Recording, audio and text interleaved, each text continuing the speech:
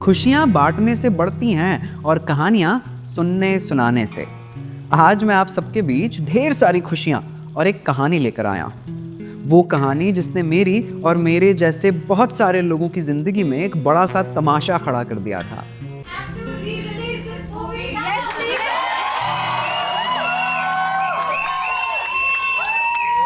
तमाशा एक ऐसी फिल्म जो आने वाली कई जनरेशन्स तक याद रखी जाएंगी, जिस पर बहुत बातें होंगी। मैं आज बहुत खुश हूं क्योंकि तमाशा की जब भी कोई बात होगी मैं इस शाम की कहानी जरूर सुनाऊंगा।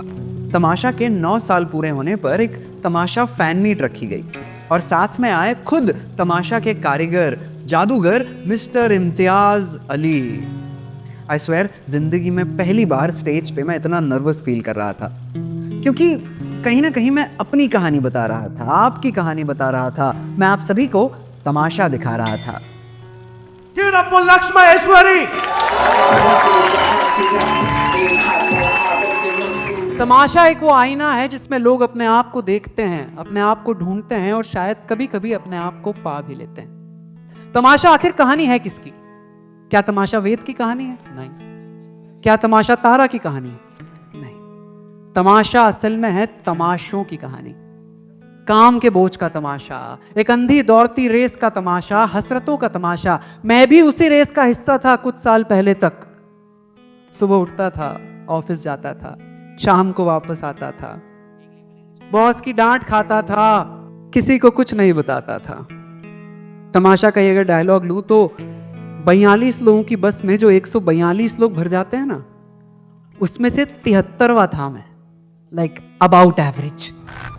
कभी कभी मेरे दिल में ख्याल आता है, कभी कभी मेरे दिल में भी ख्याल आता था, लेकिन कभी कभी इतना जोर से आता था कि पैंट भी निकल जाता था।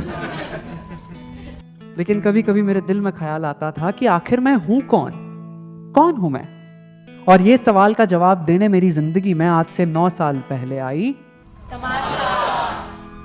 9 साल पहले तमाशा देख के मुझे ये समझ नहीं आया कि मैं जिंदगी में करना क्या चाहता हूं। नहीं, उसमें तो बहुत साल लगे।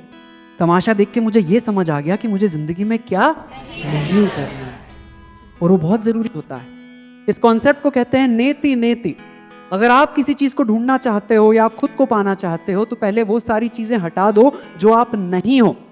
जो बचेगा वो आप हो। नेति नेति।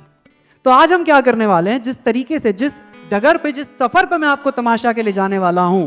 देखो, इंसान की मानसिकता उसके हालात बनाती है, इंसान के हालात उसकी मानसिकता नहीं बनाते। कहने का मतलब यह है कि जो सिचुएशंस होती हैं वो सिचुएशन आपको नहीं बनाते हैं, जो लोग उन सिचुएशन के जरिए आपसे मिलते हैं, आपके पास आते हैं, वो आपको बनाते हैं। तो वेद की जिंदगी में वो इतने सारे लोग जो आए, उन लोगों के सफर के जरिए मैं आपको तमाशा की तरफ ले जाना चलूंगा। और सबसे पहला शख्स वेद की जिंदगी में कौन आया था? कहानी वाले बाबा। एक तो यार Piyush Mishra fans in the house के मेला।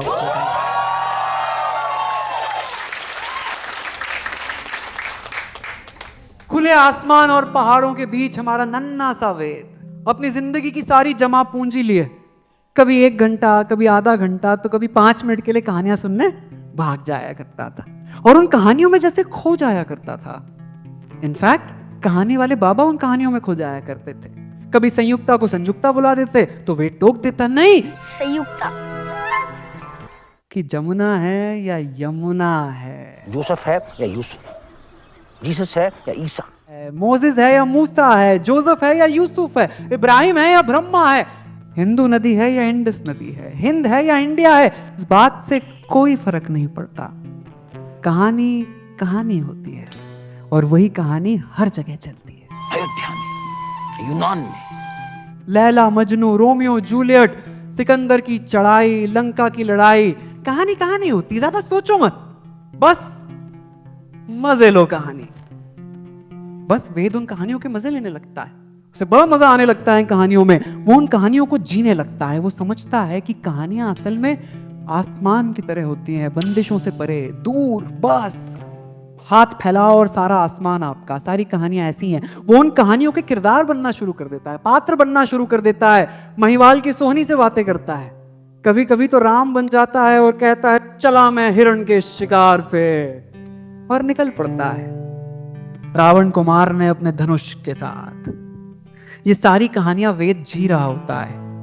उन सारी कहानियों के पात्र वेद के खुद बन जाते हैं। फिर चाहे संयोगिता पृथ्वीराज हो, लैला मजनू हो, रोमियो जूलियट हो, हीर रांझा हो, मुगले आजम हो, हेलेन ऑफ ट्रॉय हो, कान्हा कंस हो, राम रावण हो, ये सारी कहानियां वो जी रहा होता है, क्योंकि ये सारी कहानियां असल में आईना ही है जो आपको खुद से मिलाती है। वो वाला सीन याद है जब 3 कांच के सामने वेद खड़ा होता है, एक ही समय पे आपको चारों वेद एक साथ दिखाई देते हैं, एज इन लाइक ऋग्वेद, चारों वेद एक साथ। तभी वेद के जहन में, दिमाग में आखिरकार जागी कहानी, उठी कहानी, पली कहानी और चली कहानी। बिरहा का दुख काहे हो बाकी, दिखे मोहे तू ही जिया में जो झांकिए, पल पल गिनती हूँ आठों पैर, कितने बरस हुए मोहे हाँ किए, नैना ने हारों मोरे भोर से झरे, प्रीत मोरी पिया बातों से ना किए, मैं ही मर जाऊं या मरे दूरियों की चादरों पे याद टांगिए।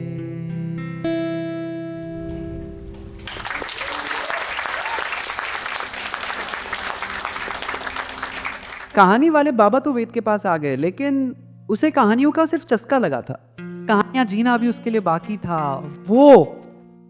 वो कहानियां जिंदा करने के लिए उसकी जिंदगी में आई खुले आसमान के नीचे, अपने देश से बहुत दूर कौरसिका में उसे मिला एक ऐसा शख्स जो कहानियां जीता ही नहीं था, कहानियां सुनकर उन कहानियों को आगे भी बढ़ा दिया करता था। एस्ट्रिक्स कॉमिक्स की वो कहानी के कारण वेद मिल पाया तारा से, और आखिरकार वेद के डॉन को मिल गई मोना डार्लिंग। तो मैं मोना कहूं या? देखो एक बात सुनो मेरी ध्यान से, असल में तारा भी उतनी ही बड़ी स्टोरी टेलर कहानीकार है। फिर चाहे मोना डार्लिंग हो या माता हारी, फिर चाहे बात का वो जोकर हो जो आपको रोबोट से मिला रहा है, ये सब तारा की ही देन है। Tamasha is not a story of Ved the storyteller, it's the story of Ved and Tara the story tellers.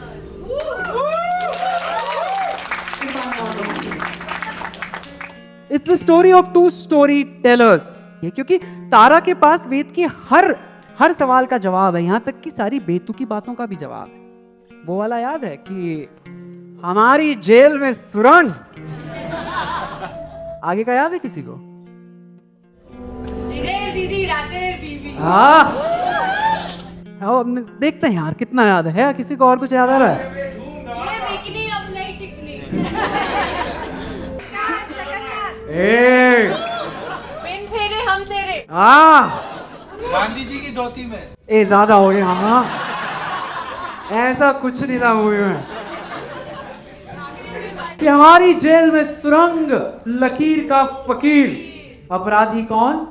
तू तेरा देख अपना हाथ, दिन दीदी रातें, दिन को सिस्टर रात को छी, कितनी गंदी बातें करते हैं। वही बैड, ये बिकनी अब नहीं टिकनी। घाघरे में धूमधाम। देखो 2 कहानीकार जब मिलते हैं तो कहानियां बनाते नहीं हैं, कहानियां अपने आप बन जाया करती हैं। क्योंकि वो लोग तो सिर्फ मस्ती कर रहे होते हैं, वो लोग तो सिर्फ मटर कश्ती कर रहे होते हैं। ना ना ना ना ना ना ना ना ना ना ना ना ना ना ना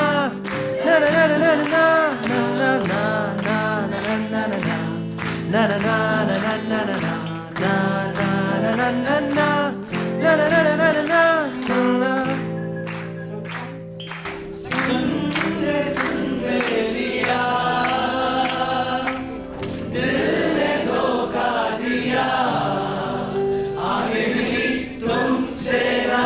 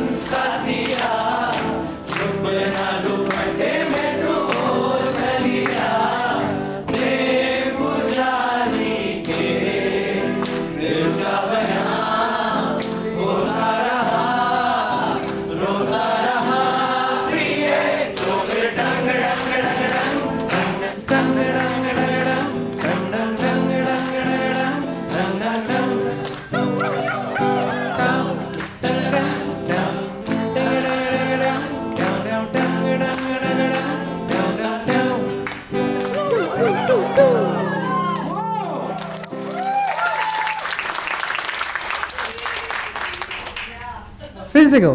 You have to re-release this movie. Yes, please.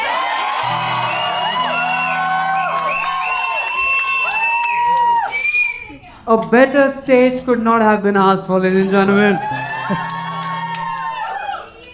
We need it, right? Do you guys believe Tamasha was way ahead of its time?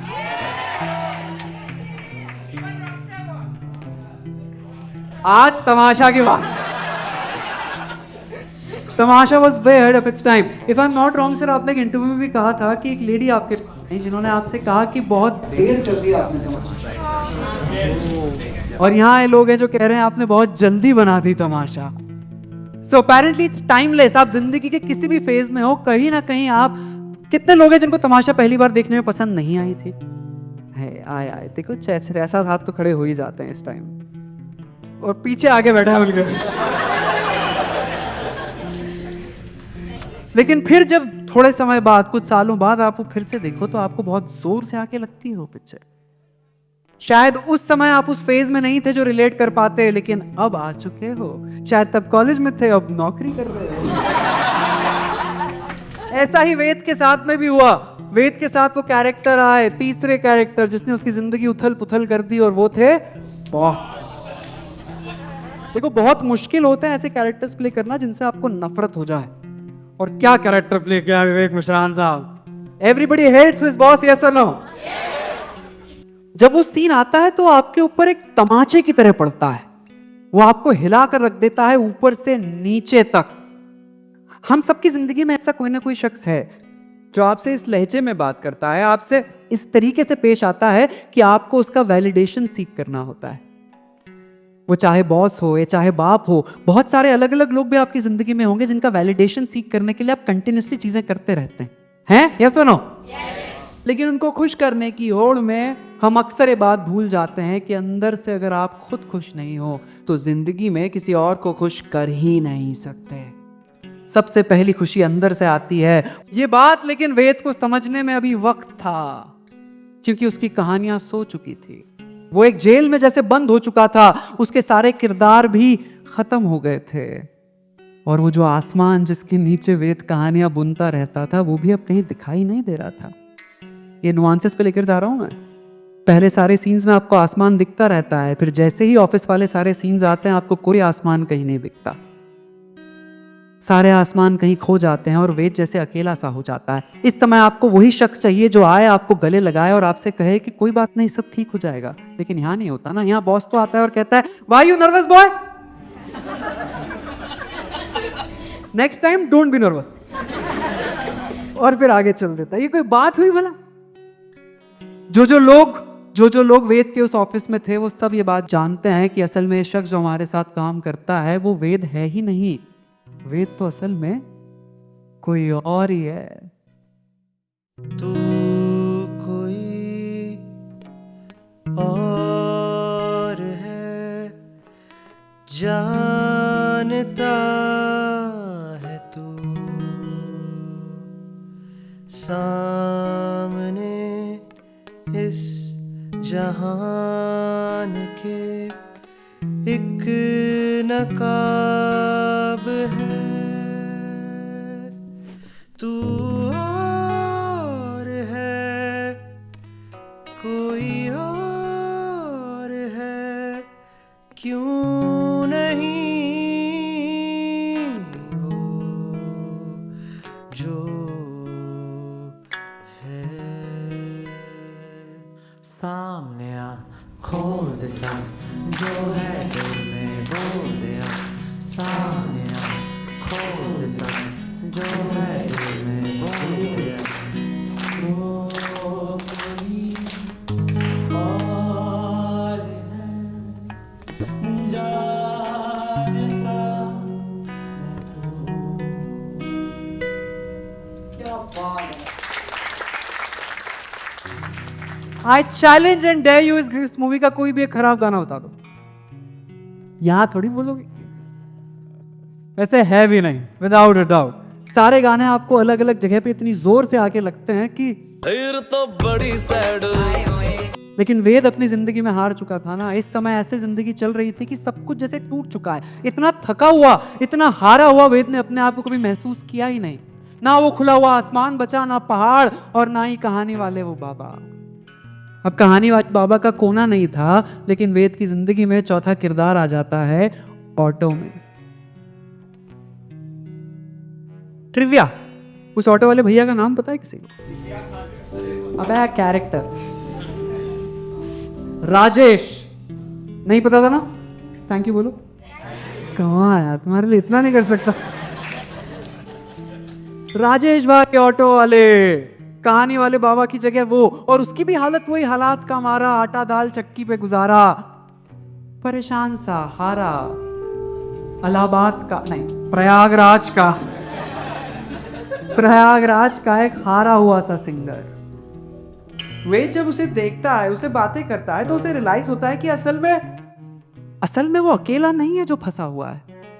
बहुत सारे जिंदगी में ऐसे लोग हैं जो उसी सफर से गुजर रहे हैं। आप खुद इस बात से रिलेट कर पाओगे कि जब आपके सफर पे चलने वाला आपको कोई और शख्स मिल जाता है तो एक तसल्ली सी हो जाती है कि आप अकेले तो नहीं हो, और भी लोग हैं जो वहां से गुजर रहे हैं। वो ऑटो वाले भैया भी एकदम वैसे ही थे, अंदर से कुछ और, वेद की तरह, और वेद की तरह ही बाहर से मजबूर। लेकिन आखिरकार इतने दिनों के बाद जाके उससे बातें करके वेद को एक तसल्ली ऐसी मिलती है कि उसकी जिंदगी में थोड़ा थोड़ा आसमान फिर से आने लगता है। थोड़ी थोड़ी कहानियां फिर से हवा लेने लगती हैं। पेड़ के नीचे अकेला बैठा होता है, और फिर क्या, वही कहानी फिर एक बार। मैं जॉब छोड़ दूं? छोड़ दो दी।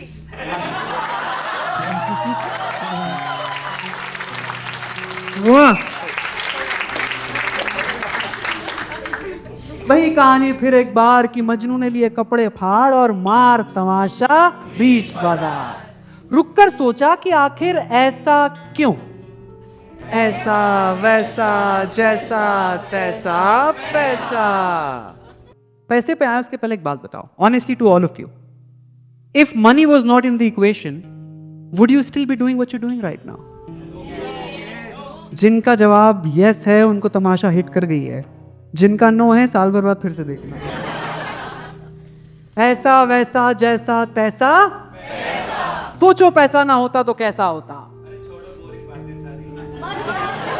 मस्त रहो, जम के खाओ, फाड़ दो कपड़े, खोल दो बंधन, बोल दो किस्सा, घोल दो लस्सी, सभी जनों का दिल बहला, शोर मचाओ, मारो आहा, फेंक बिखेरो मन की चांदी, दिल का सोना, आंख का मोती, सब अर्पित है आपके खातिर। मैं तो नौकर हूं आपका मालिक, टाई पहनकर लिफ्ट में चढ़कर फिर आऊंगा, वही करूंगा जो हर दिन किया है, करता रहूंगा करता रहूंगा करता रहूंगा। अच्छा बेटा,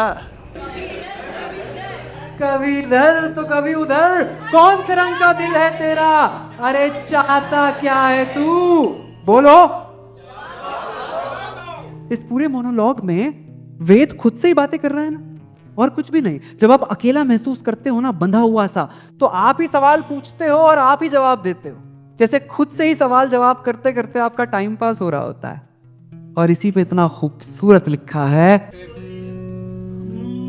हम से तोहरी बतिया करके वक्त बितावे हैं, खुद ही हंसते खुद ही रोते, खुद ही खुद को सतावे हैं। तोहरे कारण बस्ती सारी हमका करत मजाक रे, पहले आपे फिरते थे हम अपनी पूरी धाक रे, दिखावत वत वत वत वत वत रे, दिखावत वत वत वत, चमक छोरिया से नयन व लड़ावत वत वत वत वत वत रे, लड़ावत वत वत वत वत, उड़ती चिड़िया पे हल्दी रगड़ के लगावत वत वत वत वत वत रे, लगावत वत वत वत वत। ये चार शख्स वेद की जिंदगी उथल पुथल करके आखिरकार वेद को पांचवें शख्स के पास ले आते हैं। ये आखिरी शख्स है, क्योंकि जब आपको ये मिल जाता है तो उसके बाद आपको किसी की जरूरत नहीं होती, और वो हो आप खुद, आप खुद, और कोई भी नहीं। लेकिन खुद तक पहुंचने से पहले एक बड़ी सी बगावत होती है, रिवोल्ट होता है। और जब बगावत होती है ना, तो सबसे पहले आप बहुत अकेला महसूस करते हो। इस बगावत के बीच होता फिर ये, अब ये है कहानी का, अब बगावत करेगा तो क्या पूरी दुनिया इसका स्टेज बन जाएगी।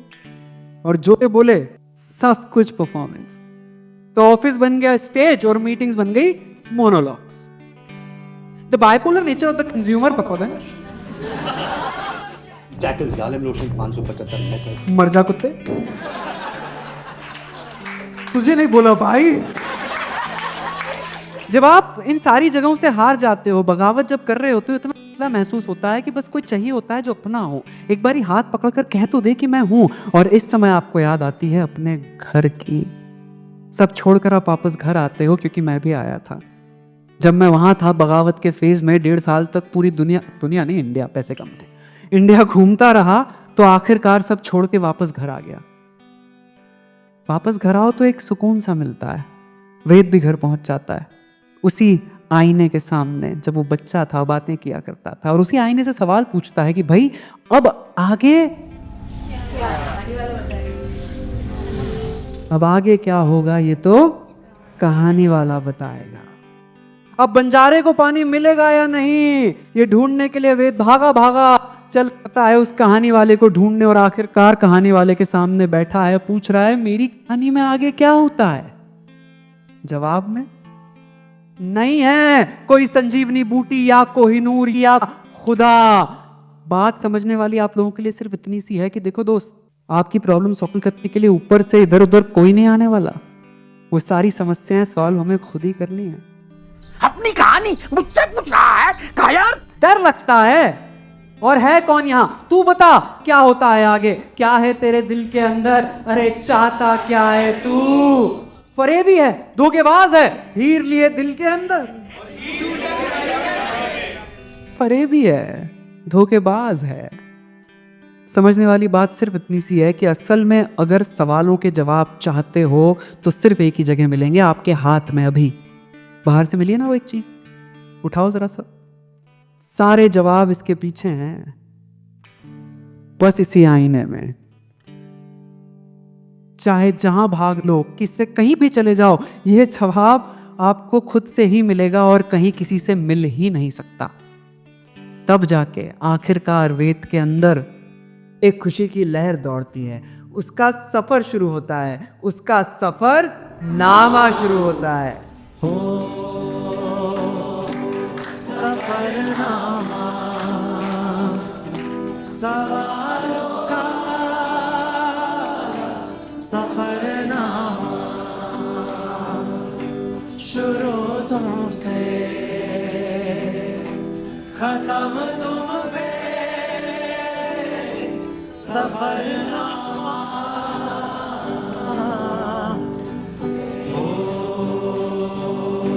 जिसे ढूंढा ज़माने में मुझी में था, तो मेरे सारे जवाबों का सफरनामा मेरी ओर से उठा, तेरी ओर को कदम पहला मिलेंगे हम,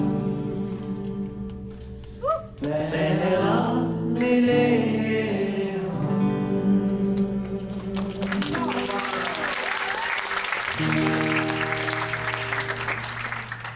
और सफरनामा के बाद जो वेद ने परफॉर्मेंस दी, मैं वादा करता हूं उसकी जिंदगी की सबसे शानदार, खूबसूरत और मुश्किल परफॉर्मेंस। कौन सी? पापा के सामने। क्रक्स बस वही था, उतना सा जो मैंने लिया पिक्चर से, सिर्फ इतना कि अपनी रेस खुद चुनो ना, फिर कैसे फर्स्ट नहीं आओगे। जैसे उसने अपने माँ बाप के सामने भी एक आईना रख दिया कि आप खुद अपने आप को इसमें देख लो, और पापा समझ गए, आकर जोर से गले लगा लिया। वेद बड़ा खुश था, सुकून था, जैसे उसका सफर अब खत्म होने वाला था। वेद जो कुछ भी कर पाया, जहां कहीं भी पहुंच पाया, कहानियां सुनता, बुनता, सुनाता, आगे बढ़ता चला आया, इस कहानी के सफर पे आगे चलता चला गया, वो सिर्फ एक इंसान की वजह से, और वो थी तारा। के बिना ये संभव ही नहीं था। जब जब वेद इधर उधर गया है, तारा ही है जो खींच कर वापस लाई है। जिंदगी में एक ऐसा शख्स चाहिए ना, हर वेद को तारा चाहिए, उसके बिना वेद वेद हो ही नहीं सकता। बहुत पुरानी कहावत है, इस पे बजा लेना जो मैं अभी कह रहा हूं। बहुत पुरानी कहावत है कि वेदों का रहस्य तारों में छुपा होता है दोस्त।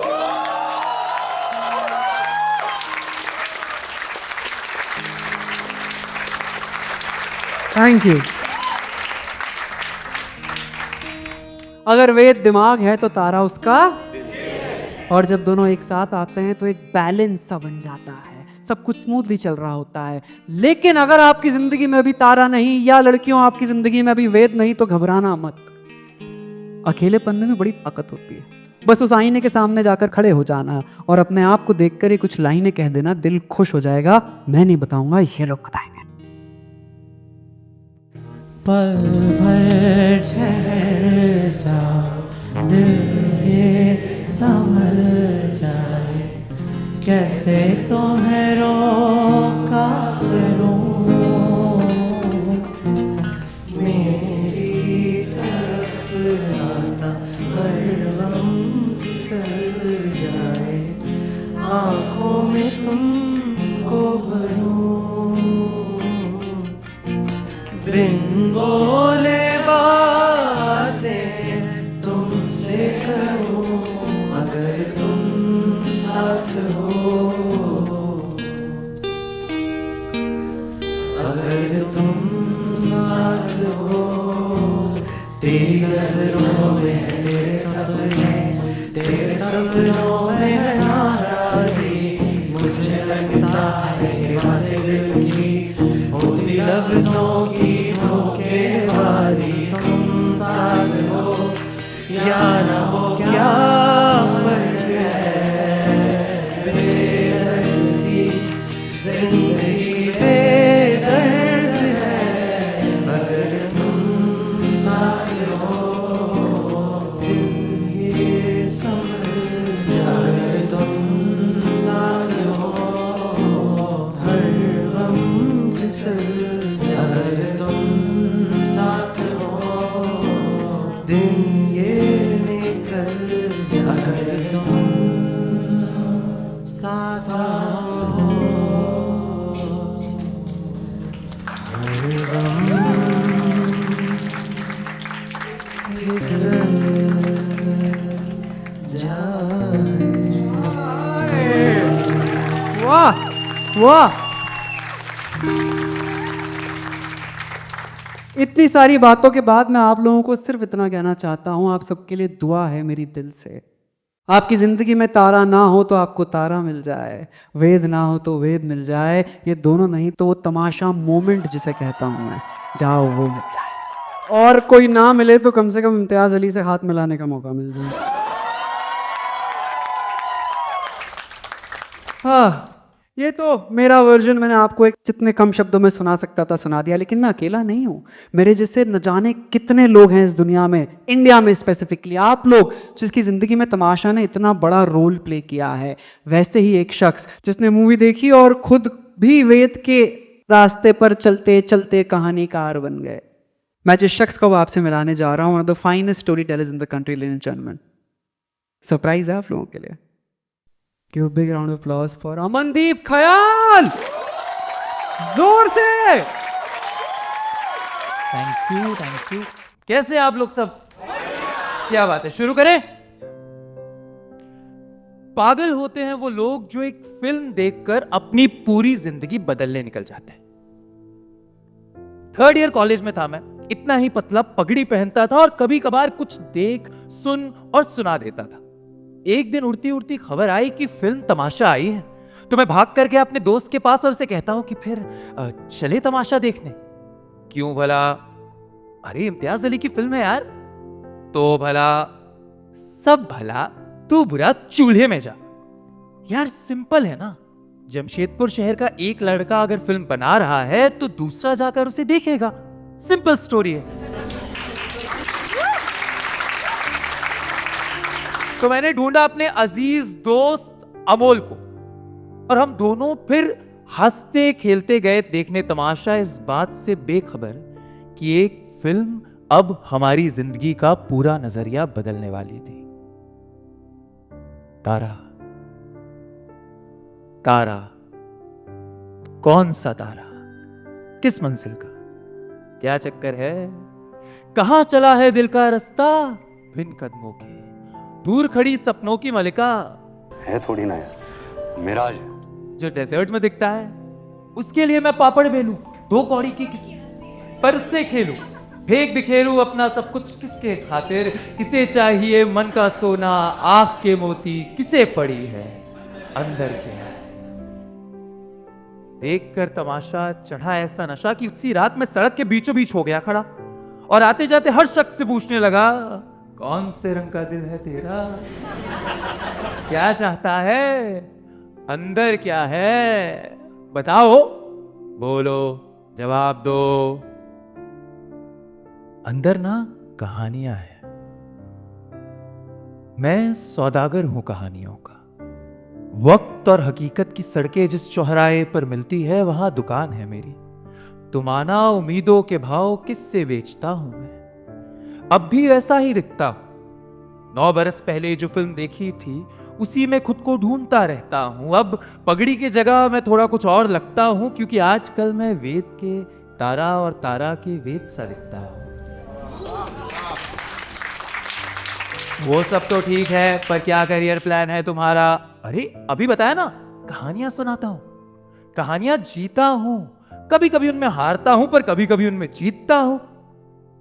पर कौन हो तुम?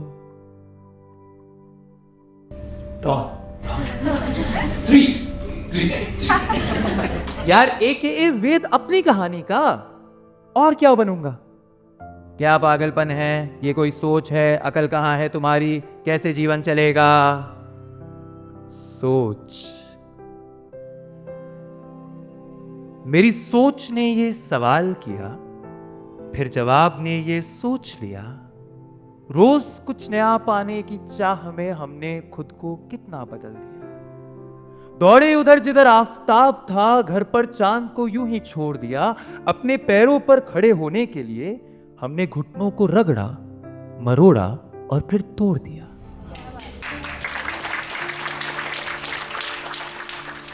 तुम्हें लगता है तुम उसे बदल दोगे, अपना रास्ता ढूंढकर चल दोगे? तुम जो अब खुश नहीं रहते, रातों को दिन भर दोहराते हो बातों को, बैठो लाल सुबह तक कभी याद करो उसे यूं ही। वो बच्चा क्या चाहता था, मध्यम मध्यम क्या कहता था, एक खिलौने वाले हवाई जहाज पर बैठकर उसको उड़ना था, किसी गुड़िया की सुर्ख आंखों में अपना काजल भरना था। तुम्हें लगता है तुम उसे बदल दोगे, अपना रास्ता ढूंढकर चल दोगे? भैया भूल गए कि दुनिया गोल है, तुमने जो खोया था वही अनमोल है। खोया क्या है, सोचो, ध्यान दो। कोई बेशकीमती हीरा था, ऊंट के मुंह में जीरा था, सोने का औजार था या सच्चा किसी का प्यार था? तुम्हारा पीला जूता था या सिक्का वो जो लूटा था? मिला? नहीं मिला ना। नहीं मिलता वो जो खो जाता है, क्योंकि खोया वो नहीं जो तुम पा ना सके, खोया तो वो है जो कुछ और पाने की होड़ में तुमने गवा दिया।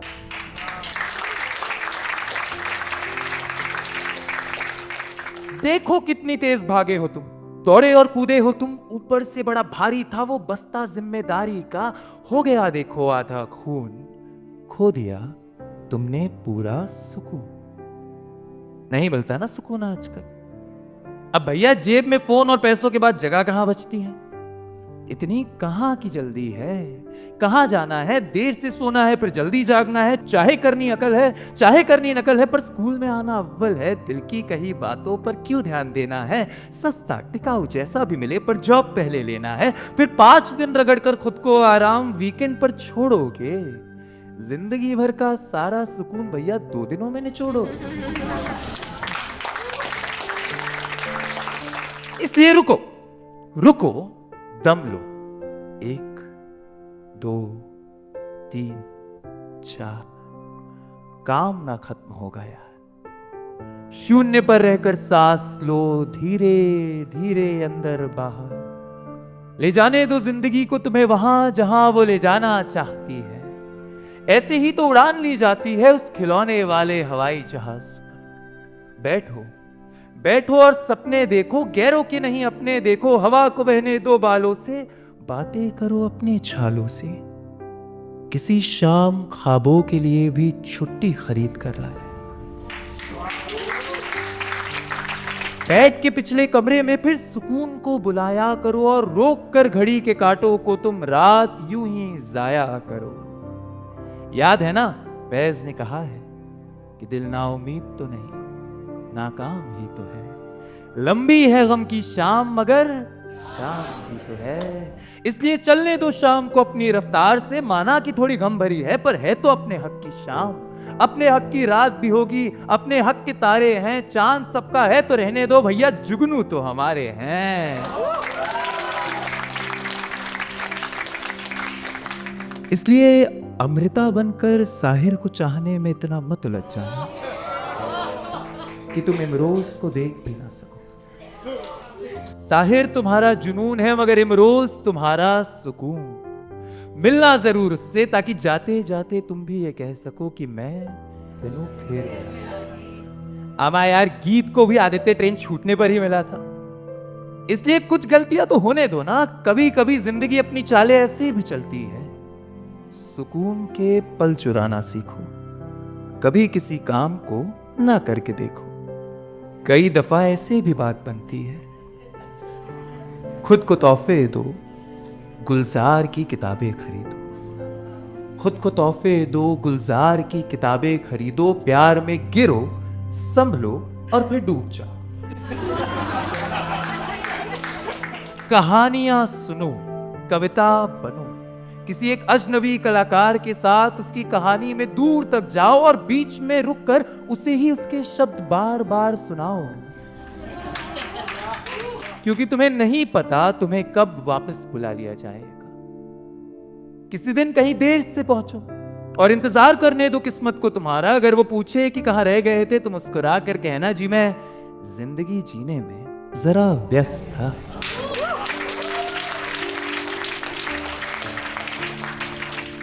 ऐसे ही किसी दिन मैं भी पहुंचूंगा देर से किस्मत के पास, और जब वो मुझसे पूछेगी कि भाई कहां रह गए थे, तो मैं हंसते हुए कहूंगा कि दरअसल मैं कहानियां सुनाने में जरा व्यस्त था।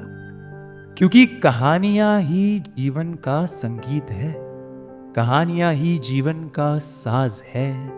इस धड़कते दिल की वही तो आवाज है। और मेरे तमाशा के दोस्तों, आप सब जानते हैं हमारे सुकून का क्या राज है? जानते हैं मेरे तमाशा के दोस्तों, हमारे सुकून का बस यही राज है। मुझे इत्मीनान है कि इम्तियाज है।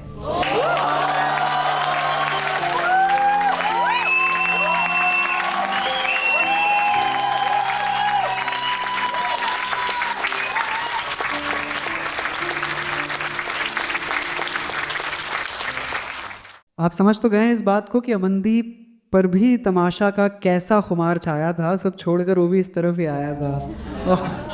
वेद बन पड़ा है लड़का। सर न जाने कितने वेद बना दिए आपने। 4 थे 40 हो गए। लेकिन आप जानते हैं, मैं आज तक तमाशा से रिलेटेड सिर्फ 2 टाइप के फैन से मिला हूं। एक जिन्हें तमाशा बहुत पसंद आई है, जो सारे यहां बैठे हैं, और दूसरे जिन्हें बिल्कुल पसंद नहीं आई। There is no middle ground. ऐसा कोई मिला है आपको जिसने कहा कि हाँ ठीक ही थी? नहीं ना। मैंने रीजन ढूंढने की कोशिश की और मैंने रीजन पाया। रीजन सिर्फ ये पाया कि जो तमाशा पसंद कर पाए वो अपनी जिंदगी में सफोकेटेड फील कर रहे थे, वेद से कहीं ना कहीं सीख रहे थे, रिलेट कर रहे थे, इसलिए तमाशा उन्हें हिट कर गई। जो लोग तमाशा से रिलेट कर ही नहीं पाए, ये वो लोग थे वो जो जिंदगी में ऑलरेडी वही कर रहे थे जिससे उनको खुशी मिलती थी। I envy all of those people जिन्हें तमाशा पसंद नहीं आई, क्योंकि वो ऑलरेडी जिंदगी में वही काम कर रहे थे जिनसे उनको खुशी मिलती थी। ऐसे ही एक शख्स अब हमारे साथ हैं, लेडीज एंड जेंटलमैन, जिन्हें तमाशा बिल्कुल पसंद नहीं आई, तो बू करके उन्हें नहीं बुलाएंगे। बहुत ही खूबसूरत poetess and gentleman, give it a big round of applause for Anchal Anita धारा।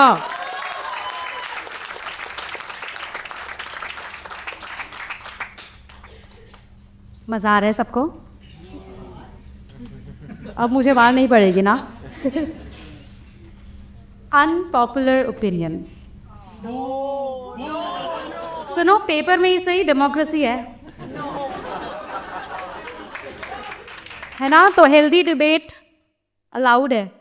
आपने अपनी बात सुनी, सबकी बात सुनी, थोड़ी मेरी भी सुन लो। With due respect Imtiaz sir, I didn't like Tamasha. मैं उससे रिलेट नहीं कर पाई जब मैंने पहली बार तमाशा थिएटर में देखी। शायद इसलिए क्योंकि उन दिनों मैं वही कर रही थी जो मैं करना चाहती थी। मैं वही जिंदगी जी रही थी जो जीना चाहती थी।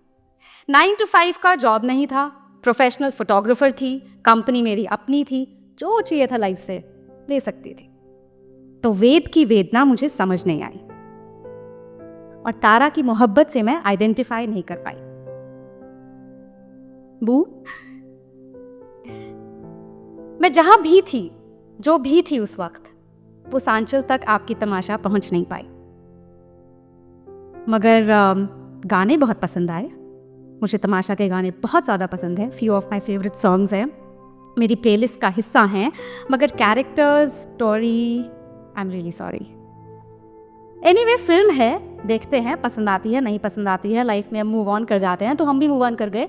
वेडिंग फोटोग्राफी करती थी, दूसरों की खुशी में खुश होती थी और सबसे इम्पॉर्टेंट बात, बहुत ज़्यादा पैसे कमा रही थी। बहुत मज़ा आ रहा था, लाइफ बहुत सेट थी। फिर कुछ सालों बाद, आज से तकरीबन 4.5 पौने 5 साल पहले, मैं अपने एक दोस्त के घर गई। मेरे दोस्त की फ्लैटमेट तमाशा देख रही थी। पिछले 3-4 हफ्तों में वो कम से कम 5 से 6 बार ये फिल्म देख चुकी थी। God knows why. अभी जब मैं उसके घर गई थी, इस वक्त भी वो फिर से तमाशा देख रही थी। मटर गश्ती गाना आ रहा था। जैसे मैंने कहा, सॉन्ग्स मुझे पसंद हैं। दोस्त मेरा चाय बना रहा था, मटर गश्ती पर हम ग्रूव करने लगे। चाय पीते पीते, देखते देखते मैंने फिर से पूरी फिल्म देख डाली। लक्ष्य ने अभी बताया कि 2 तरह के लोग हैं, एक जिन्हें तमाशा बिल्कुल पसंद नहीं आई और एक जो उसके साथ पूरी तरह रिलेट कर पाए। लक्ष्य, मैं तीसरी कैटेगरी को बिलोंग करती हूँ। मेरा तमाशा के साथ लव एट फर्स्ट साइट नहीं हुआ, लेकिन धीरे धीरे धीरे द फिल्म ग्रू ऑन मी।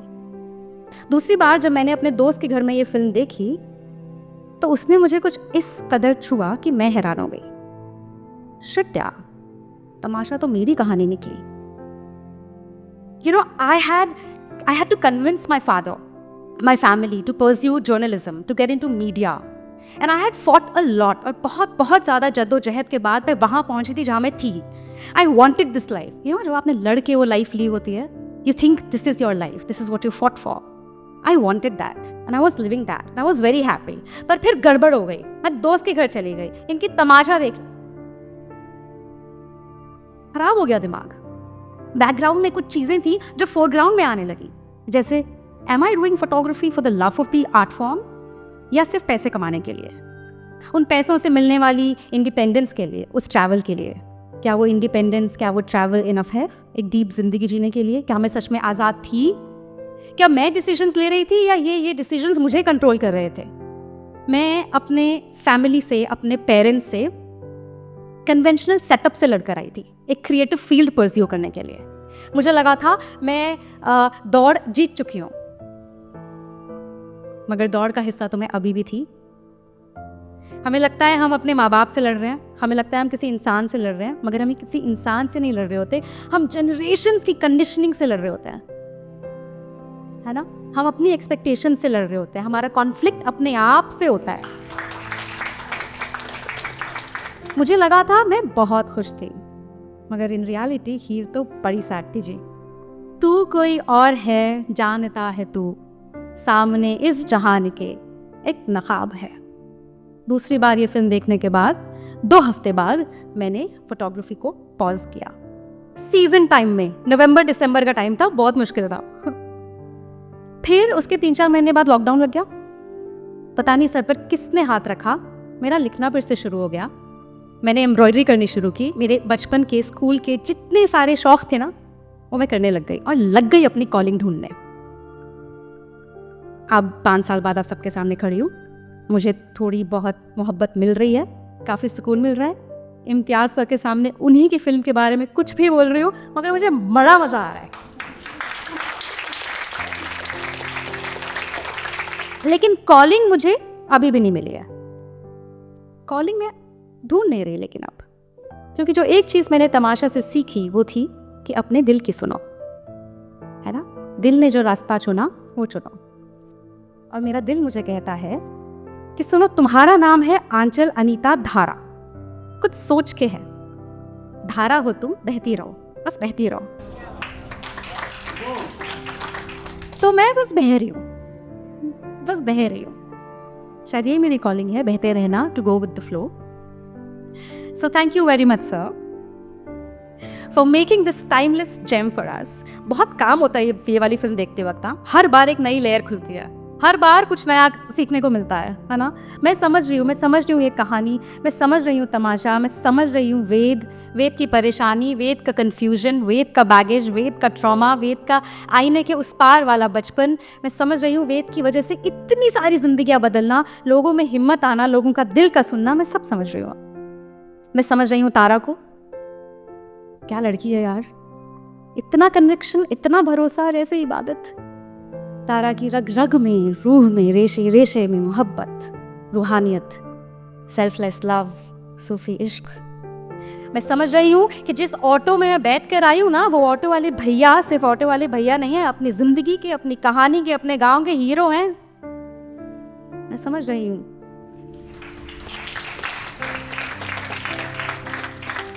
मैं समझ रही हूँ मन का सोना, आँख का मोती। मैं समझ रही हूँ अंदर क्या है, उसकी पड़ी है मुझे।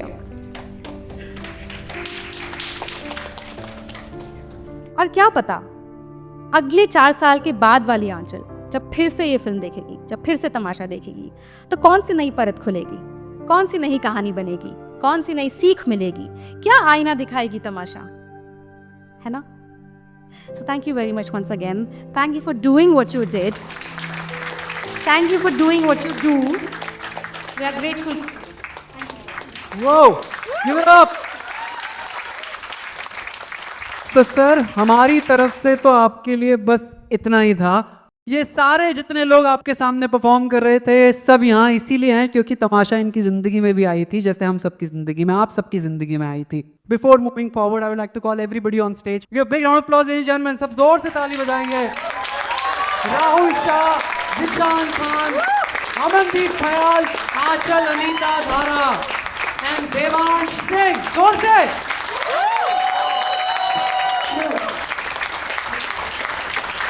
आई थिंक अब और कुछ ज्यादा बचा नहीं, आप बैठ जाओ। तो बड़ी साइड है, बचा है सब। हीर तो बड़ी ओए होए आएंगे उस पर भी धीरे धीरे, लेकिन अब बस एक आखिरी चीज बची है हम सब के दिल से आप लोगों के लिए।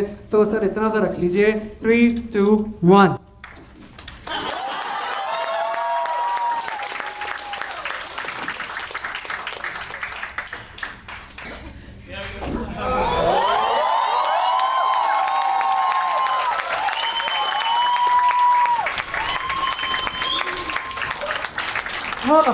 Give it up ladies and gentlemen for all the performers, एक बार जोर से ताली बजाएंगे। Goosebumps आ गए भाई। Thank you so very much. Now it's time ladies and gentlemen to call the man of the hour on stage. Imtiaz sir को stage से बुला ले।